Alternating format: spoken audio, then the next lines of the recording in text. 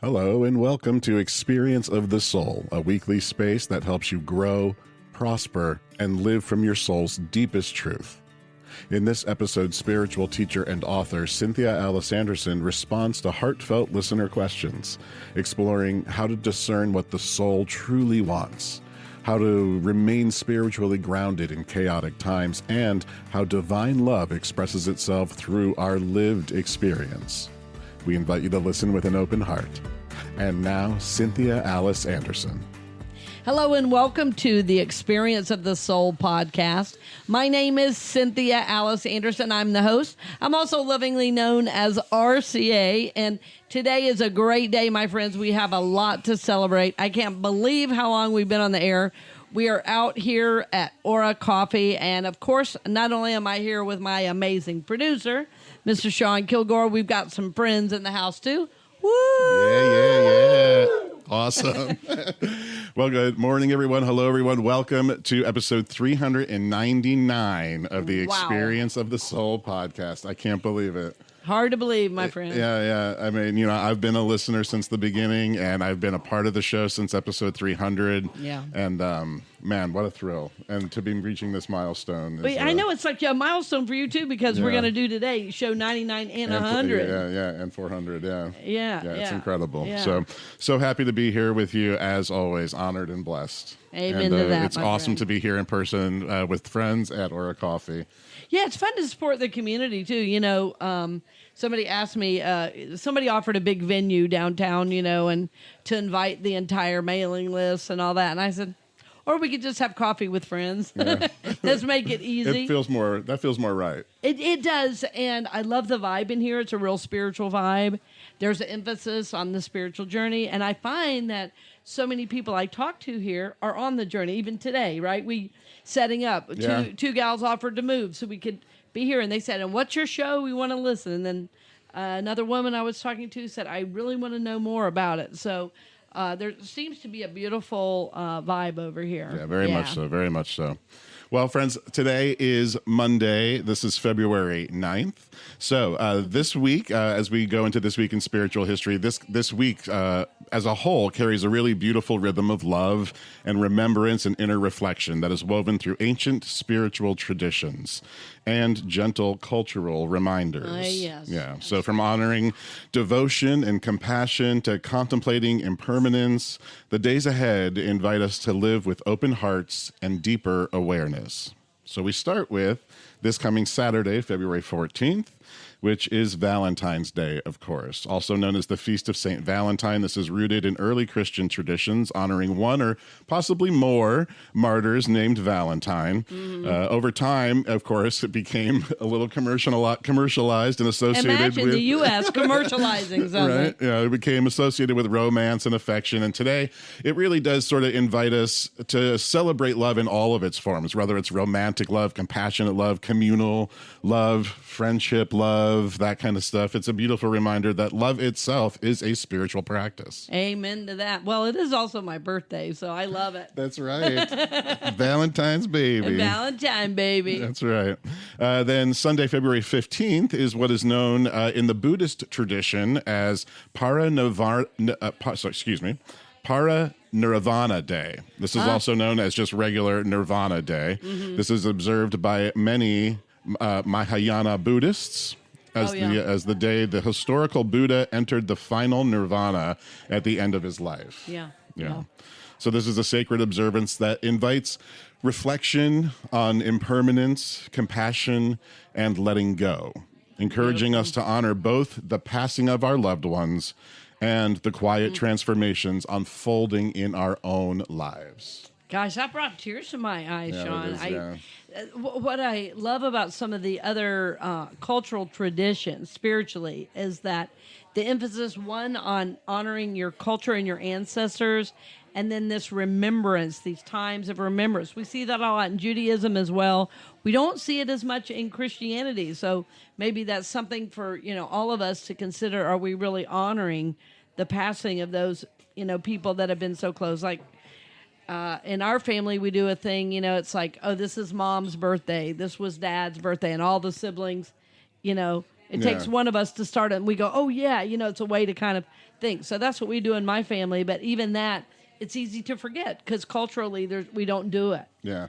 What's interesting, I've kind of noticed there's kind of been a shift away from the traditional after death of what happens. Have you seen that or noticed that really? Oh, most definitely. Even the way memorials and what people want is very different. Like a lot, I mean, I've known some people that have passed recently, and all of them have waited over a month to have a celebration of life. They're not doing an open casket. No They're open, not, right. It's very a very big shift from what I grew up knowing. Well, it's as very what scheduled happened. now. Yes, yeah. It used to be. Well, and a lot of times in the South, there were wakes where and the body was in the home very often. So, yes, I'm wondering, you guys are shaking your heads. That was probably true for you, too, growing up at different times, right? That memorials and passings were done very different than now. I feel like, too, there's no real grief time. We're like right back into life after. Like, almost immediately. So, that is another thing, again, because we're trying to grow spiritually, and so many of these things I don't want to just, gloss over because they're incredible teachings from spiritual history, and it's inviting us into, I think, a deeper awareness. Yeah, I think so too. Awesome. We move into the Hindu tradition now. Also, Sunday, February 15th, is what is known as Mahashivarati. Mahashivarati. It's a profound Hindu festival devoted to Lord Shiva. Traditionally, it is observed through fasting and meditation and overnight prayer, which I think is cool, like to do a whole little overnight yes, that is very powerful. prayer event. This holy night symbolizes the overcoming of darkness and ignorance within. The overcoming of darkness and ignorance within. I wish more people would become Hindu right now. Then. Right? Yes. Yeah. It seems, seems like it's quite needed in the world. Yes. Yeah. So spiritually, this is a powerful invitation to release what no longer serves us and to awaken to greater clarity, presence, and inner truth. Beautiful. Beautiful. All right. So, but our Just for Fun is today, Monday, February 9th, and it is National Gumdrop Day. Oh, I love that idea. Yeah, this is lighthearted. We should have brought gum for everybody. That would have been, this is a lighthearted, nostalgic celebration of simple sweetness. It's a playful reminder that joy and delight and even a little whimsy can be a part of a grounded and meaningful spiritual life. It is. Yeah, I love blowing bubbles, don't you? Yeah. Is gumdrop though? That's really this is different. Candy. Like this is like the chewy candies. Yeah. Do you like those? Those are good. Are you kidding? Anything sweet? I wouldn't say no. I wouldn't say no. We all got a sweet tooth in here today. Yeah. Where's my candy? All right, friends, something to think about as we head into the week. How do your expressions of love, whether they're big or small, reflect what your soul most wants to share with the world this week? Beautiful. And that kind of leads us perfectly into the content of our next two episodes today. 399 and 400 are going to be Ask RCA. So we've collected some questions from listeners and friends, and that question actually leads us perfectly into our first question. Sure. So this is a question. So the question is, how can I tell what my soul wants, or how do I know? So this is a question that we've actually been working with in a class that we're involved with. Right. And we had a little conversation about it earlier. Like, it's very easy to, and I think, Diane, you actually said, like, I had an answer right away, and then I thought, no, that's not actually the answer. And when you said that, I was like, that is exactly how I thought about it, because I immediately had the answer. My soul wants peace. My soul doesn't want chaos. But then I had the thought, well, that's a very surface level answer, because I watch the news every morning. So. Yeah, plus you're on social media where it is everybody's vilifying everybody. Yeah. So how do we know what our soul truly wants? How do we get there? Yeah. I think it's a great question, and I want to back up only a little bit to say that, we're both personality. A lot of times in spiritual settings, we call that ego and soul, and so our personality is, we can see it played out with 2-year-olds. Mine. I want that. So the personality, does grow and develop a little bit as we grow, but mostly those first 0 to 5 years is where the personality gets set for how we're going to live the rest of our life. And it gets set by the the family patterns, how our parents respond when we do good or bad and things like that. So, but under the personality is the soul, and that soul, Charles Fillmore said it this way, is our sum total of our thoughts, feelings, beliefs, and ideas. In other words, the total aspect of us that is our past life memory. It is our memory now. It is what we often call the spirit or heart and soul of us, right? So first we have to understand we really are a soul. We have a body, but we are a soul. And most of our world looks at it the opposite. We say, oh, we're what we have and what we own and what we look like, And spiritually, we know we're looking to go under that, which is, what is my soul? Well, my soul includes my emotional nature. It includes how I think and feel. And so, Jesus prayed this way, not my will, thy will be done. And so even Jesus knew there was a difference and there was a limit to his own personal will. Even though we see Jesus as perfect, he did not want to do divine will. So when we're seeking for what does my soul want, we have to look at what is my soul desiring on a deep level to express. So desire, it is said, is the onward impulse of the ever-evolving soul. So what we want, what we desire, is what starts to bring us into alignment with our soul's purpose. So, for you, it might be, I'm not saying it is, but for you, you're a musician, you're a producer, you deal with music and sound, you always have. So there may be an aspect of your divine purpose, you always desire to do that, to express that way. And so, when we know God's will for us is good, we want to live from those desires being made manifest. But if we say, well, I should get a real job, I should do this, I should do that. Well, that's the personality fighting that soul desire. You know what I mean? That makes a lot of sense, yeah. Right. And so the you can almost always know, I'll say almost always, maybe it is always, you can always know it's soul when you think, how am I going to do this? Because the soul usually has such a big desire for expression, because it's been so pushed down for most of our lives because we've been living from the personality. So how do we know what our soul wants? Well, we know it because it's probably been existing with us for a very long time, maybe even since we were really little kids. It's probably been a through line through our whole life. And so sometimes we have to get quiet to discern, well, what is my soul wanting now? Because how it expresses when I'm 10 years old or 30 years old or 70 years old is going to be very, very different, right? Depending on my station in life, depending on what I've done thus far. That soul desire is going to express in a little bit different way. But we know it's soul by asking the questions, is it good for me? Not, is it what I want? Because what I want is usually the ego. When I say people, what do you want? Somebody will say, $1 million. I say, okay. And when you get that, what will you want? And they go, oh. Oh, there's more? There's more questions? Yeah. So, what our soul really wants is to express the desires that have been with us this whole lifetime. And so it's really uncovering what is that desire. So desire is a key. And as I'm saying desire, I always feel like I should say, an alcoholic would say, I desire a drink. So it's not the low desires. It's that high desire of how am I wanting to express in the world? How is God wanting to use my gifts and talents? And that's a really good indicator. Like, if you say to me, well, I want to be a superstar, and I say, how much have you performed? And you say none, I'm going to say, let's try again. Because it's not in reality for what your soul's here to do, Or I had somebody say one time, I want to reach 1 million people. I said, and I want to see that with you. How many have you reached so far? None. Okay, so let's start with God expressing in and through. Let's start expressing on a smaller level and see if that guidance opens up for you.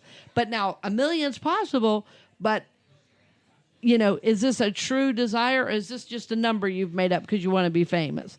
You see, the ego attaching to something out here rather than saying, what do I love? What brings me joy? What have I always wanted to do? Does that make sense? Absolutely. Yeah. Yeah. Like, as I've looked back at my own journey, I'll go this far to say I had really no choice in my work because of my desire to know the truth. Like, sometimes I had thought early in my career, should I have stayed a musician? Because I loved being a musician so much. I never didn't like my career as a musician. I always enjoyed it. I always had a lot of friends. I had a lot of great connection. I had great gigs. I had super teachers. But when I look back on my journey and my desire to know the truth, I mean, literally as a baby, I was dropped off at my godfather's house, and he read theology books to me before I could walk. So, like, Spirit was letting me know in some way, So then when I was in about 5th grade, my school was not good, and my teacher called my parents in and said, I can't teach your daughter. The housing projects have moved in. I'm telling students, black and white, who are able to learn, to go to another school. The only school I could go to was a Christian school. That Christian school is where I went to the mission field in Brazil. Yeah, like, I had no, like, Spirit, every single step was like, nope, this way, nope, this way.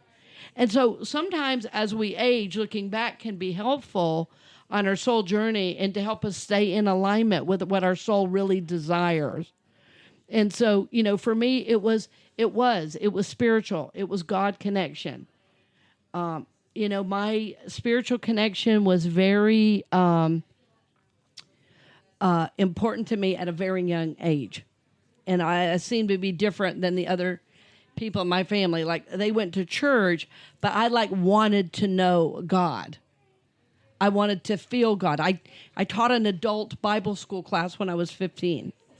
They said, well, you go to a Christian school, you read the Bible every day. I'd never heard of a 15-year-old teaching an adult Bible class, but that's what I was doing. So that's what I mean. So as we age, it's really helpful to look back and say, gosh, my life has had a plan. When I thought this, Spirit moved me this way. So answering the question, what does my soul want? And Sean, we were talking about this before, and I want to say again that the initial answer to that is going to be probably surfacey. What do I want? I want peace. Okay, how do you individually know peace is the next question. How do I individually know peace? Because I think all of us right now, certainly in the U.S., would say we want peace. We don't want chaos. That is a no-brainer. Yeah.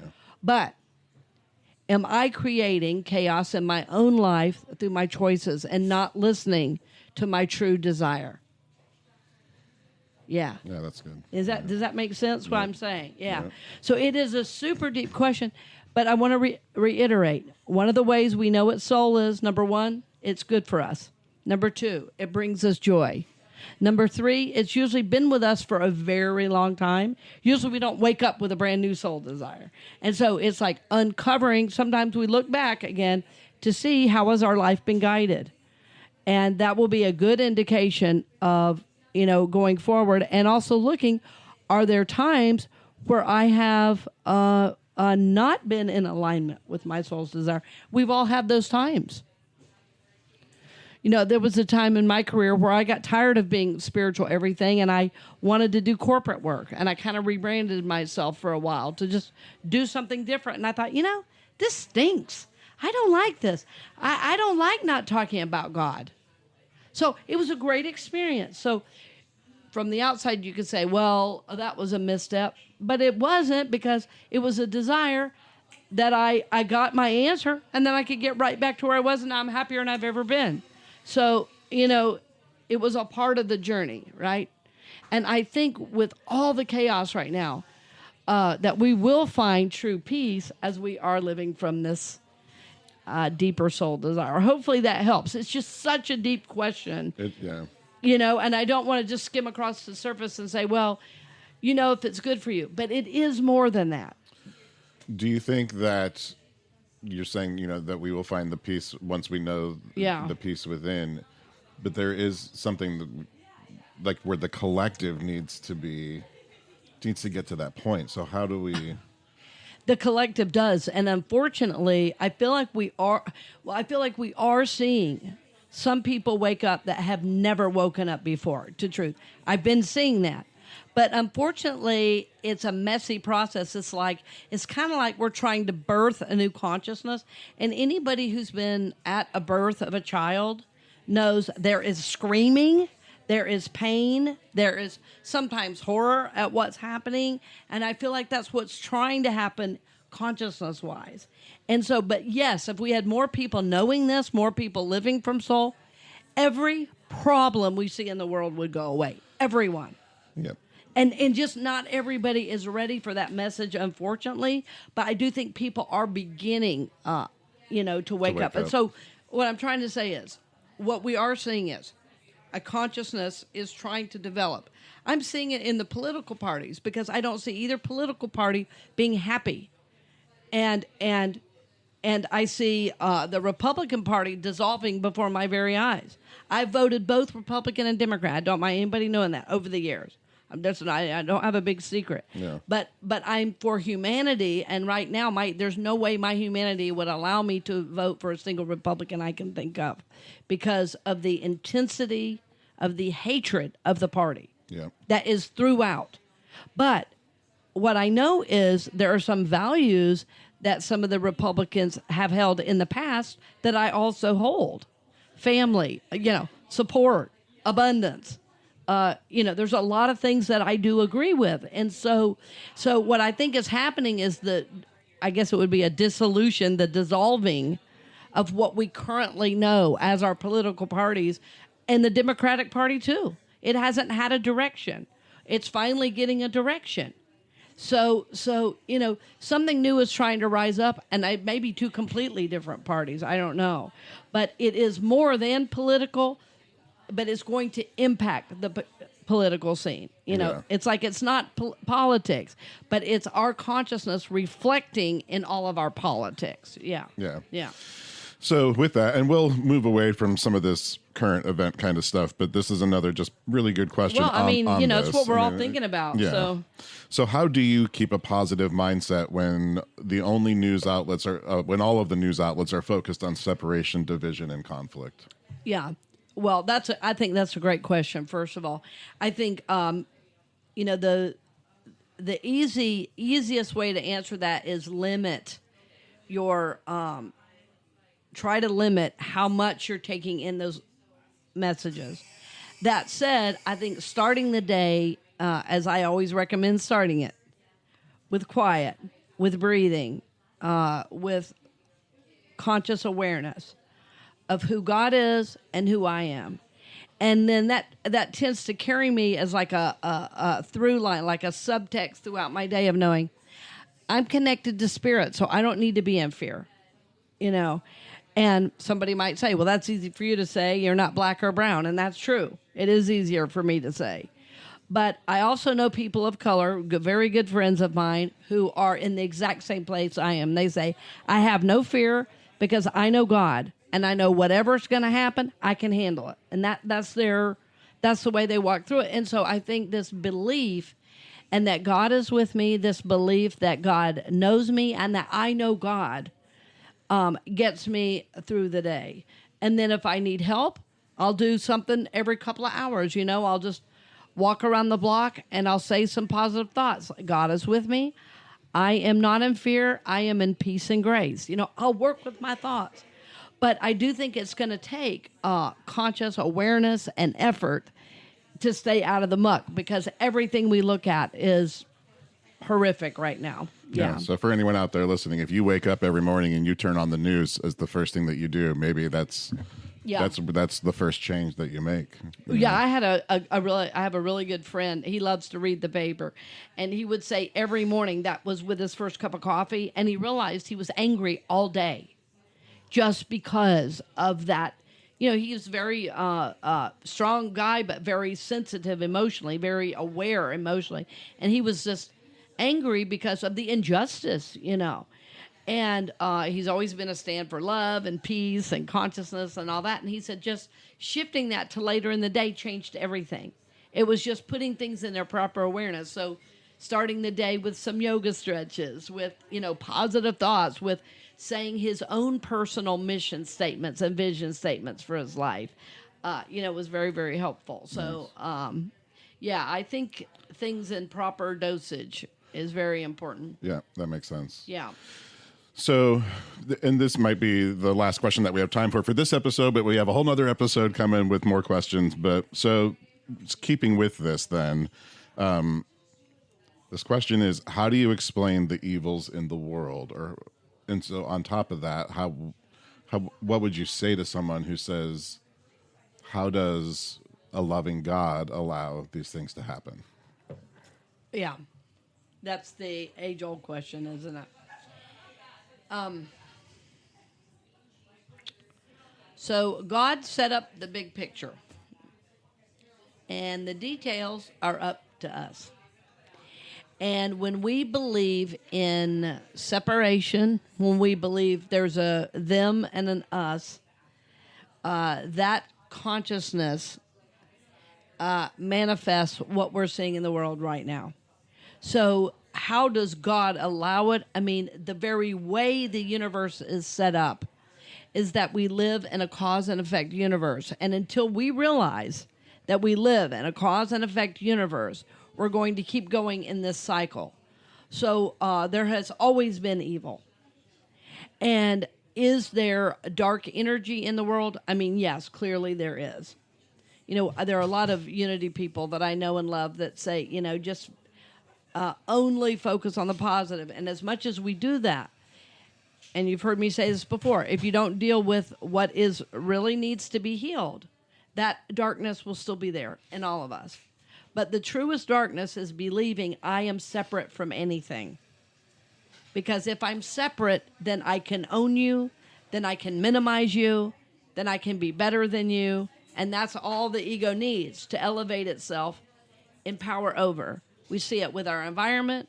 We see it with people of color, LGBTQ community. It's all throughout.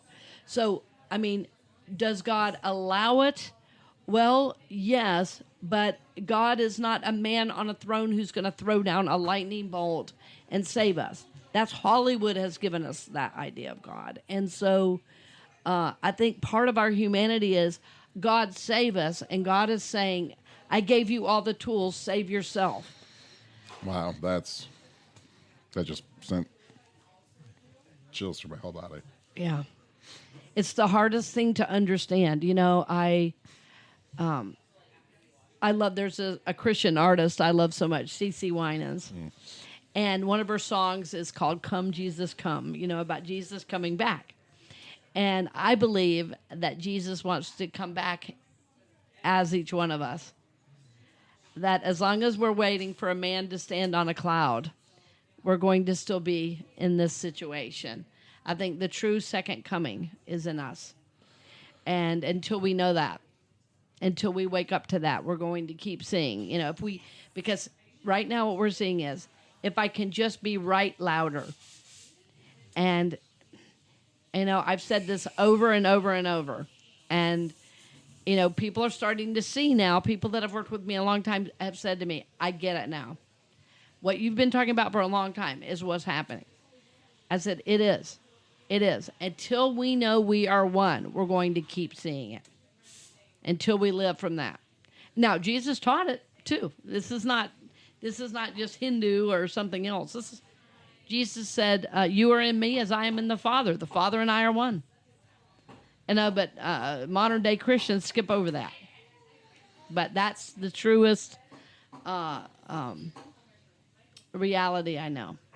And until we do that, that's what we're going to keep saying. That it's the second coming is us.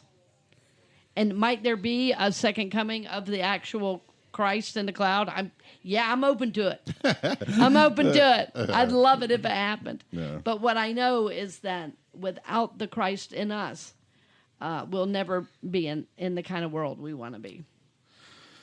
Wow. Well, Beautiful questions, beautiful answers, and we have a lot more coming in episode 400 next week. So I'll leave it to you to wrap up this episode. Yeah, friends, thank you for being here. A couple of people have asked about my prayer beads. I've worn to on a couple of sessions, and I wanted to mention a dear friend of mine makes these, and her name's Dottie Hawk, and we now offer these on our website to support Dottie and her. She calls it her hobby, but it's her spiritual. It's her spiritual devotion that makes these beautiful prayer beads. They are available on the website. And friends, we love you. We bless you. We're grateful for you. And I love being able to support you by answering the questions. As always, at the bottom of the podcast, when you're listening, there's a thing that says text me. Or text us. Send us a text. Send us a text. It should be the very first thing you see on most podcast platforms. You'll see send us a text as the top thing in the show description. Yeah, right. And we want to know what your questions are because we're here to serve and support your journey. So, my friends, thank you for celebrating with us. Show 399. We'll see you next week. Blessings on the journey. Thank you for joining us for this episode of the Experience of the Soul podcast with Cynthia Alice Anderson. This show is made possible by listeners like you, and your support helps keep these conversations available to all. If this podcast has supported you, you're invited to share it with someone you love or support the show at cynthiaaliceanderson.com/donate. Produced by Kilgore Creative and a production of the Soulworks Group Incorporated. We are so grateful for you, and we are holding you in prayer for God's highest and best in your life. Blessings on the journey. You're listening to the Experience of the Soul podcast channel, bringing you inspiration, teachings, and practices to support your spiritual journey.